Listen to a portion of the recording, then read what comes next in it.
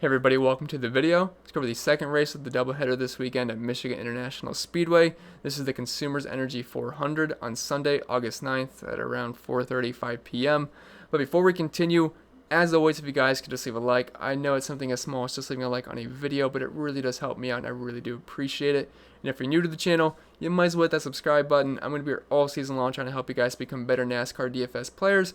And I cover other sports as well. So if you're going to keep coming back to the channel each and every single day or each and every single week, you might as well hit that subscribe button, turn the notification bell so you don't miss out whenever I post new content.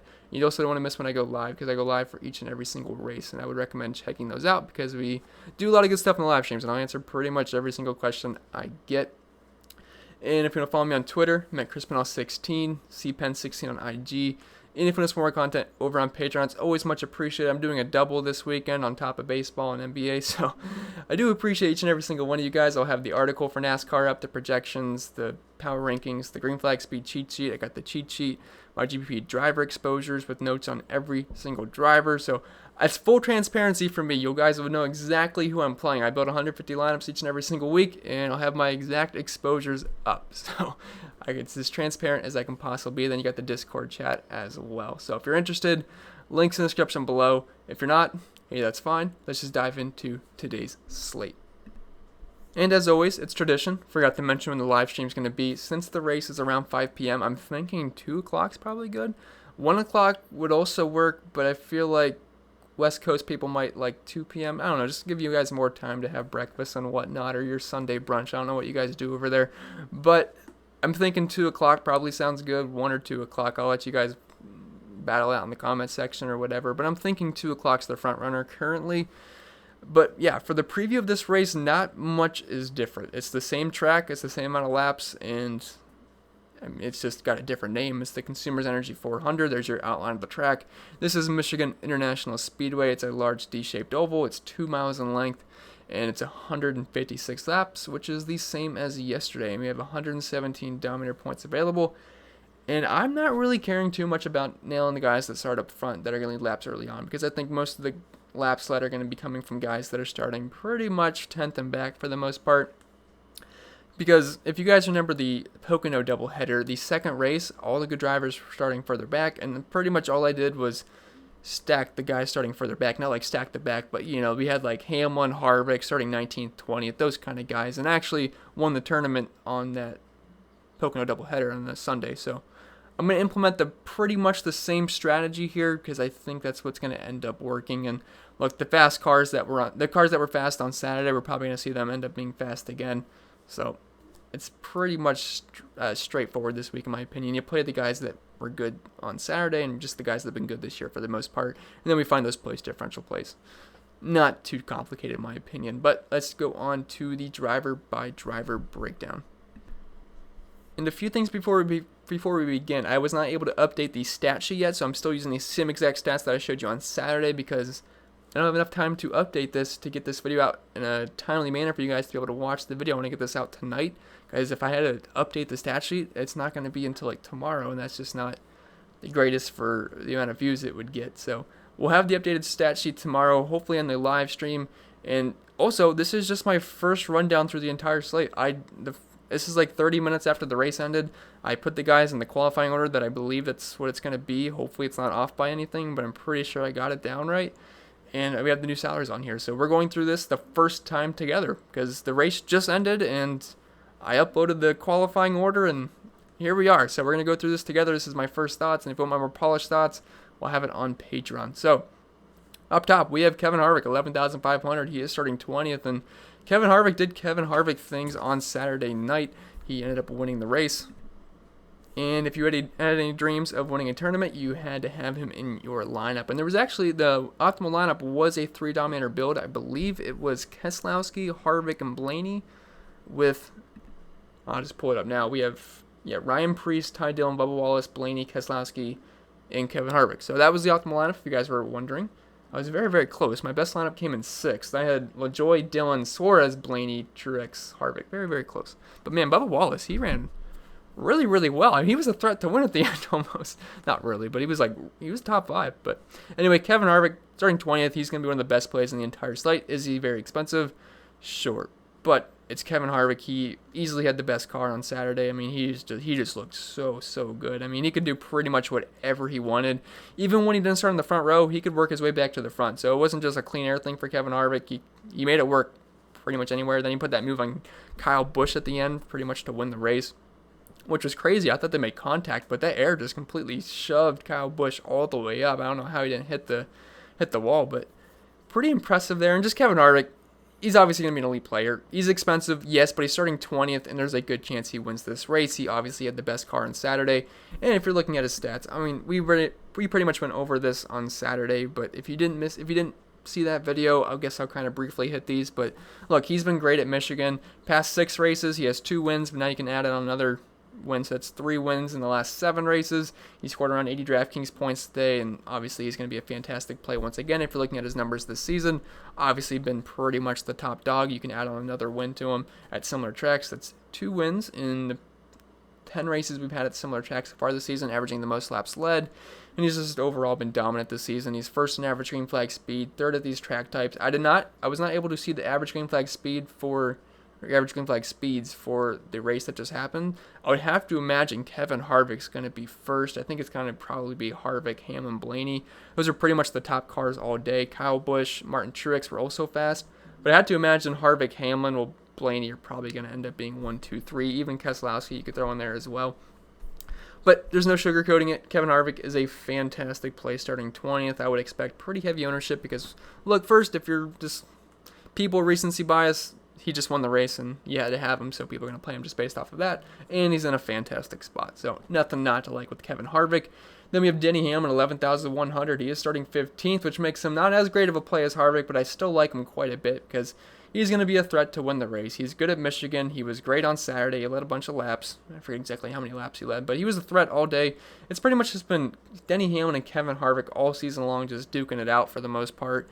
And I like Hamlin quite a bit. If you're looking at his numbers this season at these types of tracks, he's got 2 wins, 4 top 5s, and he ran really well on Saturday night, I would expect, or Saturday night, I guess I should say Saturday evening, afternoon. But Hamlin's going to be one of the top plays on the slate. Now, I will say I would rather play Kevin Harvick because he's starting 5 spots further back. Then you also got Truex starting further back and Keselowski starting further back at cheaper price points.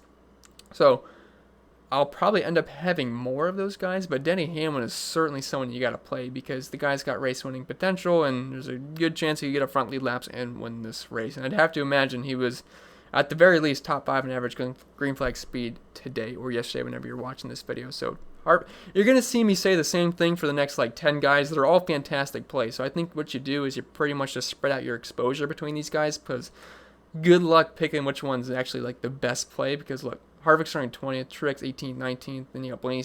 These guys are all fantastic plays. You're splitting hairs for the most part. So what I'm going to do is I'm just fanning out my exposure.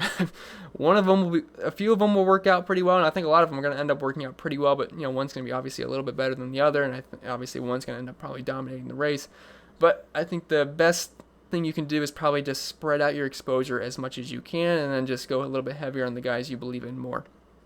But Hamlin, fantastic play. Same goes for Martin Truex Jr. He's 10,800, starting 18th, and man, he took people on an emotional roller coaster on Saturday because he blew a tire at the beginning of the race, and then he was stuck a lap down for a while. And people were tweeting me saying their lineup screwed. Then people in the Discord were obviously upset too. I was upset too because I had 40% Martin Truex. He and Ryan Blaney were my 2 highest owned dominators. And that was a rough start. And also Ryan Blaney started out slow. But Blaney got it together. He led a lot of laps in the race and ended up making the optimal lineup. And then Truex, nice strategy call. Once he got in the lead lap, they took no tires, and he ended up running really, really well. He got a 3rd place finish, and he did good on the restart at the very end. But yeah, Truex was good, and starting 18th, 10,800, another fantastic play. He's actually averaging the most DraftKings points per race here, past 6 races prior to the last one. Kevin Harvick might have jumped him there because he scored nearly around 80 DraftKings points today, so it wouldn't surprise me if Harvick is now first, but Truex is obviously a fantastic option. He's been great at these types of tracks in his career and so far this season. And before yesterday's race, he was 2nd in average green flag speed at these track types if we remove the Texas incident. So no reason not to like Truex here. He's also in the auto owner's paint scheme, which just seems to make him super, super fast every single race. So definitely like Truex. Brad Keselowski, 10,500, starting 19th. He snuck his way to a 2nd place finish. I tell you, every single time with Keselowski, he usually finds a way to get it done. Yeah, like he fell back at later in the race, and then all of a sudden you see Keselowski in second place. It's just what he does. He usually finds a way. Starting 19th, 10,500. This is his home track. I think he's another fantastic option. You're really splitting hairs between all of these guys. I think Joey Logano is a distant fifth best option, but you're splitting hairs between Keselowski, Truex, Hamlin, and Harvick. I think Harvick's obviously the best option, but you also got to factor in price as well. But I like all these guys. Keselowski, Truex, Hamlin, Harvick. Can't go wrong with any of them. Then Joey Logano, 10,200. He pretty much sucked on Saturday. He led the laps until the competition caution. Then after that, was not too good for him. Once he lost that clean air, his car sucked. So I'm not really on him starting 13th at 10,200.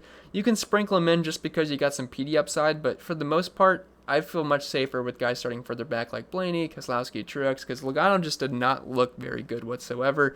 His car was not great in traffic, and he just really couldn't gain positions. So Logano is a distant fifth option in the high tier, but he's also the cheapest, but he's still a distant fifth for me.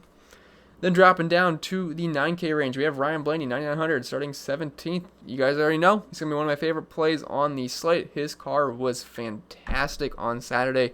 Started off slow, but he had a nice strategy call where he came down right before the competition caution. I believe he just got 4 tires and then ended up working out. His car just hauled all the way to the front.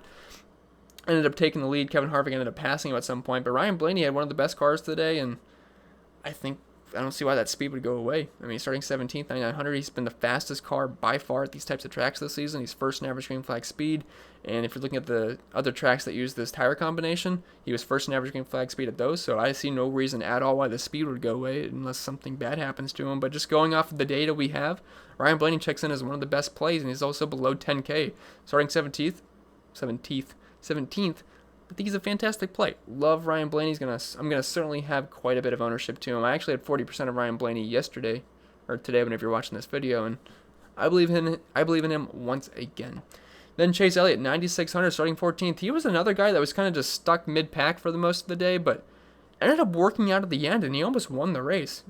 Almost just won the race, and this has been a good track for him. He's got 5 top 10s here the past 6 races. You can add on to that, and he ran very, very well.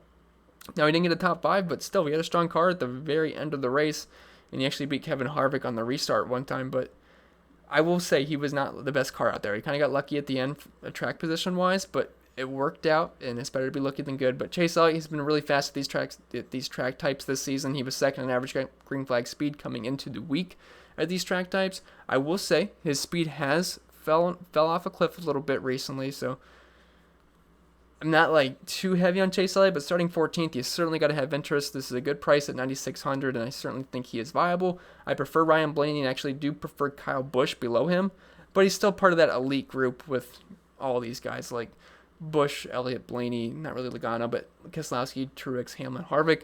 You should really spread your ownership between these guys because they're all fantastic plays. But getting to someone I like quite a bit, we have Kyle Busch, 9,400, starting 16th. We've been saying all year that Kyle Busch needs practice. Well, he just got a 312-mile practice run on Saturday, so I think Kyle Busch is going to come out and have a pretty solid race, and he was actually good today, too. He was a threat to win that race, but Kevin Harvick just gave him that bump with the air, and it just took Kyle Busch out. But Busch had a strong car today. He had a strong car. He was complaining that his car sucked in traffic, but he ended up taking no tires at the end, and then he held his own. We know tires weren't really weren't something to really care about too much for the drivers. I mean, they just didn't really have any fall off. Now, some drivers were showing cords, so it was kind of where it would just be fine, then it just sucked, or not sucked, but it'd give out at the very end instead of just wearing out. I think they were saying that on the broadcast, but either way, I forget why I was even talking about that. I like Kyle Busch quite a bit. This has been a solid track for him. He's got the best average finish here the past 6 races, and he got another top 5 this season, which puts him at 5 top 5s at similar track types this season, which I believe is tied for the most with Denny Hamlin and Kevin Harvick. Right now, there's a couple of other drivers, but again, it's not updated, so I'm trying to go off the top of my head here. But I like Kyle Busch quite a bit. He finished second at Auto Club earlier this season, and he looked pretty solid today. So I see no reason not to like Kyle Busch, especially since he just got that long practice run, if you want to call it that, practice. So I like Kyle Busch. I think he's an excellent option. He's only 9,400, starting 16th. Definitely want exposure. And if you're looking back at the Pocono race, which I know is not a similar track, but he was running really well in the second Pocono race, which we said, or at least I said, he pretty much got a whole practice run the day prior, and he was first in average green flag speed before Ryan Blaney wrecked him out that race. So I like Kyle Busch. I like him, and I liked him yesterday, which it was looking pretty good there for a while until the little bump action from Kevin Harvick. But I do like him quite a bit. And that's pretty much going to end the elite options up top, because now we're going to go to Eric Almirola at 9,200 starting 5th. You can take some stabs at him, hope he leads some laps early, but for the most part, I have a hard time seeing him just outscoring this elite place differential that we get with Kevin Harvick, Hamlin, Truex, those kind of guys. So Almirola, maybe you just sprinkle him in, hope he leads some laps and just leads 50-plus laps today, and then he gets a strong finish. That could certainly work out, and I don't think he's going to have much ownership whatsoever, because everyone and their mom's going to be playing Kyle Busch and up. So I don't hate Almirola in tournaments, but for the most part, I'm not going to have much whatsoever, and he did not run that well today. He was just really stuck in the back for the most part. He was strong early on, but didn't have the best car out there. And again, this was a top 20 invert, so he's starting 5th. I don't know why I just said that. I think I had to make the point that he finished 10th and back. But he's okay in tournaments, but not someone I'm really excited about. Christopher Bell, 9,000, starting 8th. I barely play Christopher Bell when he's starting 30th and back, and he's around this price range. So I don't know why I would tell you to play Christopher Bell now. I think he's a pretty safe fade on this slate. Maybe sprinkle him in, hope he gets a top 5, but I see no reason to play Christopher Bell. I highly doubt I'll have any Christopher Bell lineups. Then dropping down to Kurt Busch, he comes in at 8,800, starting 11th. He's a little expensive here. I liked him when he was 8K, and I like him when he's in that upper 7K range, but at 9,000, starting 11th, you're pushing it a little bit. I think he's interesting in tournaments because this has been a very good track for him. And he did just finish in 10th place, but I think that's kind of his upside. Is like he's going to finish like 8th, 9th, 10th place. And at 9,000, I just think there's some better plays on the slate. I don't hate him in tournaments because this has been a very good track for him. Average finish inside the top 10. He's got 2 top 5s for the past 6 races, and now 4 top 10s in the past 7 races. He's been very solid here, and he's been very solid so far this season if we're looking at these similar track types. The past, 9 races at these tracks, he's got 8 top 20s, 3 top 5s, 7 top 10s, which you can now make 8 top 10s. Average finish inside the top 10. Kurt Busch is fine in tournaments, but he's just not going to grade out as well as the other guys. I'm pretty sure I'm going to be going pretty starty and scrubsy because I'm going to really want to fit in those Harvicks, Hamlins, and Truexes of the world. Now, there's not that many great cheap options, so that might not be as easy to do as I want it to be, but it's definitely the way I'm wanting to go because I feel like I need to fit in as many of those guys as possible. But dropping down to Matty Benedetto, he's starting 6th. I think this is another pretty easy fade for me. There's just no upside here. He's pretty much a 8th to 12th place kind of guy most races, 8th to 15th, 10th to 15th. So starting 6th, there's just no upside here, and I'd just rather take the place differential we can get further back, including Alex Bowman, 8,400. He's starting 21st. He did not have the greatest race in the world at Michigan, and he's just a guy that can't get good finishes. This season, if you're looking at his numbers at large ovals, he's ran well. He's actually 5th, and he's actually has the 5th best average running position of 9.3. He's got a win. He's got the 2nd most laps led. He dominated Auto Club, which is the other 2-mile track on the series. But he just can't get a good finish. Average finish of 16.9. He actually has the biggest differential in running position and average finish out of all of these drivers. I calculated that the other day. So the guy just can't get good finishes or have consistent races. And it's something you certainly got to put into consideration. But starting 21st, I think we should have some interest. He's got top 10 potential. Michigan has been a pretty good track for him for the most part. Average running position at 12.5 here. He's got 2 top 10s. I think he's fine starting 21st. It's just he's not been very consistent this season, but just certainly upside there. And I like the place differential he offers us. Jimmy Johnson starting 9th. Just another guy I just don't have too much interest in. Could he get a top 10? Sure, 8,200, but he's reserved for GPPs only. We're not getting a lot of guys in favorable spots because of the invert and whatnot. So I do think we'll have to make some uncomfortable plays. And Jimmy Johnson could be one of those uncomfortable plays because he's been pretty solid at the large ovals this season if you're looking at his numbers. We'll just go all the way there. He's got 2 top 5s, 4 top 10s, 5 top 15s. I think he's going to have a strong finish, but starting 9th, there's just not much upside there. And I'm really liking some of these guys in the 7K range and the 6K range. So I'm just not seeing myself going too much with these mid-range options in this 8K range. Maybe Bowman, but I'm not sure how easy of a fit he's going to be if I'm going to try to jam in guys like Harvick and Truex and Blaney. So we'll end up seeing, I think I'm going to go a lot of these 9K plus drivers with a lot of the 6K and 7K drivers. I've not tried to make lineups yet, but I just feel like that's where I'm going to end up the most. And going down to Eric Jones, 8,000. He is starting 10th. He actually had a really strong race on Saturday. He was a top 5 car for a good amount of the race. He looked really, really good. And I said, Eric Jones has some motivation to have a good race. He kind of got screwed in the restart at the end of the race, but he had a strong car, legit top 5 potential. And 8,000, starting 10th. I think he's a sneaky GPP play because, again, he's still got motivation to have strong races. JGR gave him the boot.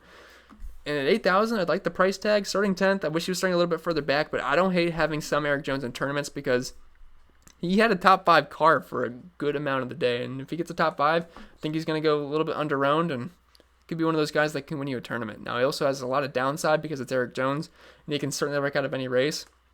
But this track fits him well. It's nice and large and wide, which means there's less room for him to slap the wall, which he likes to do. So I think that works in his favor as well. And I like what I saw yesterday. I know the finish wasn't... Sorry, I just heard something outside. I know he didn't finish the top 5, but he was running up there for a good amount of the race. And going down to the 7K range, we have William Byron, 7,800. He is starting 7th. Just another one of those guys that I think is a pretty easy fade. I just don't see the upside here. He's probably going to finish 10th to 15th, and he's going to be losing spots. So I don't really have much interest in William Byron. Clint Bowyer, 7,600. I'm not sure if people are going to play him or not. I think he might gain some ownership because he's on the front row with Chris Buescher. And you'd have to imagine Clint Bowyer is going to beat out Buescher. But I'm not really too concerned with getting a early dominator because there's going to be the competition caution early on. And then those guys are going to make their way to the front. There's going to be strategy. I see no real reason to want to really try to target some of these guys starting up front. So I don't really like Clint Bowyer. Probably going to finish outside the top 15 if we're being honest, or outside the top 10. And we have much better plays right below him, like Cole Custer, 7,500. He is starting 34th. And I think we can expect some pretty high ownership on Cole Custer. Obviously, we only have one race sample size here in the Cup Series, and he finished 34th. So can't put too much stock into it. He wrecked out of the race, but he was fine. And if you're looking at his numbers this season at large ovals, he's got 7 top 20s and 9 tries. He's got a win, which was obviously a little fluky, but it still counts. He's got 3 top 15s. Cole Custer is going to be one of the best plays on the entire slate. He's been on a hot streak recently before just wrecking out a last race, but he can't control someone wrecking. He's in good equipment, Stewart Haas equipment. We got to like Cole Custer. He's going to be one of the better plays on the entire slate. Ricky Stenhouse Jr., 7,300, starting 32nd. Big drop from Stenhouse at the end of the race. Stenhouse was one of the best plays on the entire slate almost all day. He was running inside the top 15. He looked great. And then on the last restart, on overtime, I believe he went from, was he top 15? I think he was close to it. Then he finished 32nd. I believe someone in Discord told me he got a flat tire. I completely missed it. I had no idea what was going on. My money went up at the end of the restart, so I assumed since Stenhouse is my house and driver that he did something well. Then I ended up seeing on the leaderboard that he finished 32nd. I was like, what the heck? It must have been the laps I didn't have with Stenhouse. So I guess that ended up working out in a weird way, but he dropped like a rock. But starting 32nd, I think he still has a pretty good play because he was running very well for most of the race, and I'm not going to put too much stock into whatever happened at the end. Someone said he got a flat tire. I think that's what it was. And if that's the case, there's nothing you can do about that, so he just had to limp around. So I think Stenhouse is still a fine play. He looked pretty good, and he's finished in the top 20, 4 out of the past 6 races here, and honestly, he was on his way to 5 out of the past 7. Then Matt Kenseth starting 4th. I think that's one of the easier fades on the entire slate. I don't really think I need to go too in-depth with that.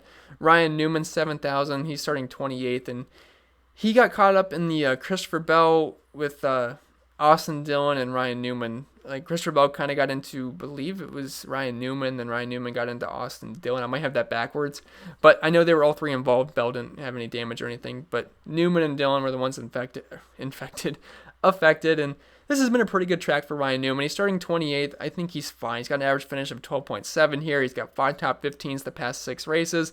For the most part this season, he's been a 15th to 20th place car, sometimes a little worse, but starting 28th at 7,000, not much downside here. It's been a pretty strong track for him. I think he's obviously going to be a fine option. I would expect some decent ownership on Newman as well. And then we have 2 clear fades here in Tyler Reddick and Chris Buescher. You're not playing these two.